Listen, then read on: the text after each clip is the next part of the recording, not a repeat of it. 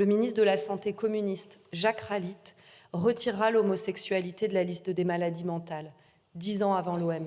La norme sexuelle ne se définit pas, elle se dessine à l'échelle de chaque corps, de chaque enfance, de chaque culture, de chaque plaisir. Ce sont les mots de Gisèle Halimi le 20 décembre 1981, lorsqu'était examinée la proposition de loi dépénalisant l'homosexualité. Ces mots sont vieux de plus de 40 ans. Ils conservent, je crois, pourtant toute leur acuité, tant l'internationale fasciste menace encore aujourd'hui les droits des personnes LGBTQIA+. Je pense à la marche des fiertés interdite récemment en Hongrie, ou les zones dites sans idéologie LGBT en Pologne.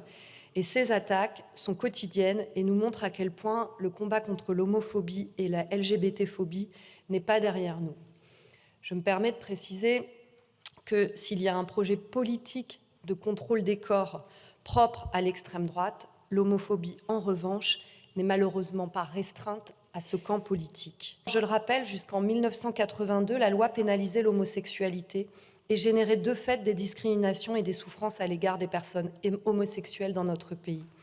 Je reprends les mots de Bernard Bousset, un des derniers condamnés pour délit d'homosexualité en 1964, qui le dit clairement avec ces termes. Avant la dépénalisation de l'homosexualité, nous étions des rats, parce qu'il fallait se cacher. On ne sortait que la nuit, nous étions des délinquants, puisque c'était un délit que d'être homosexuel. Il faudra attendre la loi Forny de 82 pour mettre un terme à la répression pénale de l'homosexualité en France. Cette même année, le ministre de la Santé communiste, Jacques Ralite, retirera l'homosexualité de la liste des maladies mentales, 10 ans avant l'OMS. Bien sûr, nous allons voter ce texte. Je remercie monsieur le rapporteur de nous permettre, au nom de la nation, de dire pardon et de chercher à réparer, même si en prononçant ce mot, j'ai conscience de sa grande prétention.